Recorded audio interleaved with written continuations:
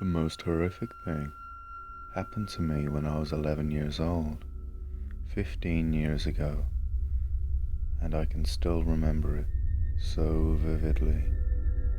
We were staying at my grandparents' cabin in the Scottish Highlands when it happened. It wasn't too remote, as it was part of a resort, but we were still a good mile away from our nearest neighbor. There was a downstairs bedroom and an upstairs, the downstairs having its TV, so naturally I opted for that. I was only a child, so I was pretty used to getting my own way. Back in the early 2000s, in the UK, if you didn't have Sky Television, you were stuck with a few shitty channels. And lo and behold, I found myself switching through them one night. It was late, probably after 12, and my parents had gone to bed, which left me downstairs to do what I pleased. Channel 4 would show some irrelevant comedy show like Spaced, but I wasn't old enough to get the humor in it yet.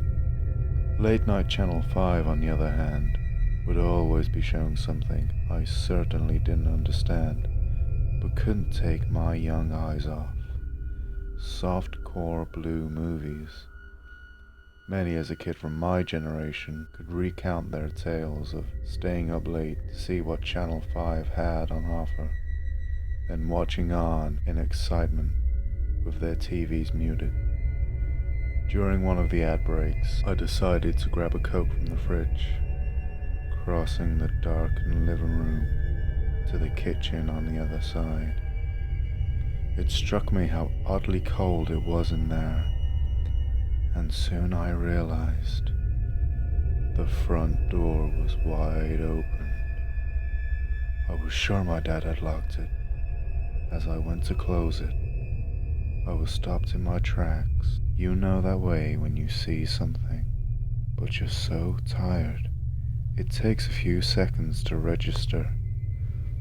I slowly turned, confirming my worst fears. There was a man, a bloodied and disfigured wreck of a man, sitting on my living room couch. His eyes followed me across the room, and his open mouth was revealing broken teeth and swathes of blood.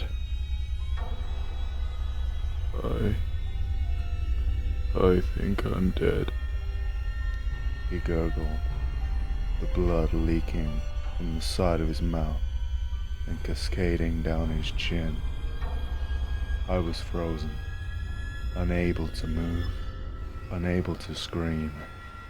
I opened my mouth, but little more than a strained gasp escaped.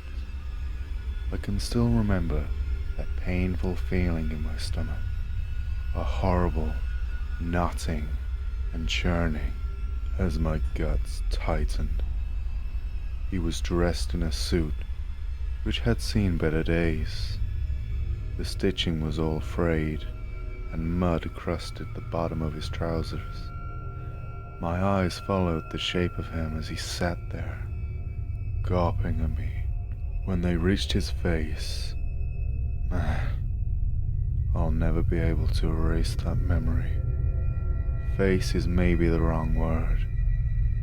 It was his lack of, which horrified me, as if he was missing 3/4 of it. The flesh had peeled away from the entire right side.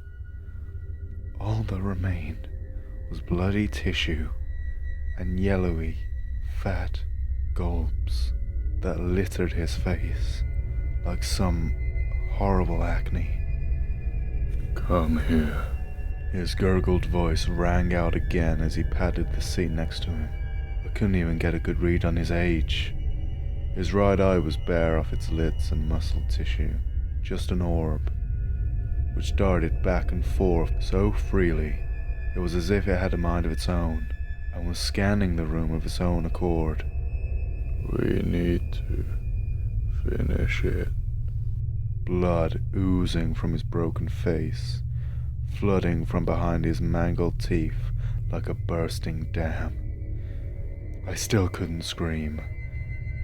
As hard as I tried, the only noise I could make was a fear-filled quiver. My throat was parched dry, burning red, as I struggled against the fear coursing its way through me. You my boy. I have a boy. His twisted fingers outstretched once more. We need to finish it. He gestured to the seat again, waving his hand and inviting me to join him. I think I'm dead. Dad? My voice raised a notch from before, a breathy whisper now, but still not enough for my dad to hear. I could feel the piss running down from inside my pajama bottom, pooling at my bare feet as I stood glued to that one piece of carpet by the door. The thought occurred to me that this could be some surreal nightmare, but the cold breeze in the back of my neck quashed those hopes. Come over here. He began to sway back and forth. You need to help me finish it. He seemed so disorientated, his eyes darting around the room as he mumbled to himself before beginning to hiss and curse at me. I'm dead. I'm dead. I have a boy. I want to see him. I have a boy. You're not him. Help me finish it. He began to spasm, his eyes rolling to the back of his head and his arms flailing and knocking over anything in his way.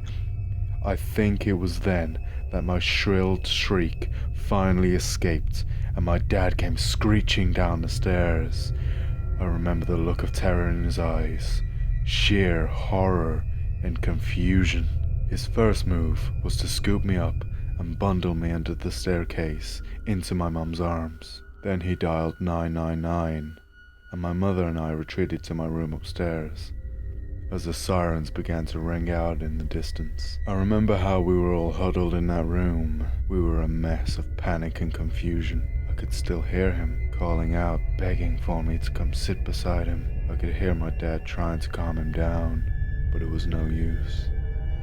The police and ambulance arrived pretty fast. They had been at the scene of the car crash close by. They found the driver of one of the cars dead on the couch in the living room of my grandparents' lodge. Witnesses of the car he hit said they had been texting at the wheel and came around a bend too fast, hitting them before veering off the road and into a tree. Then he got out, walked away, horribly injured and in a complete daze. What the police and ambulance crew never found was his phone, a Nokia that had fallen down the side of the couch. I found it as we were packing up to leave the next day, and it still haunts me that I just left it there and never told anyone about it. His last text was to Karen, and it read, "On the way back to the lodge now. Conference boring as usual. Can't wait to see you guys tomorrow. Tell Michael I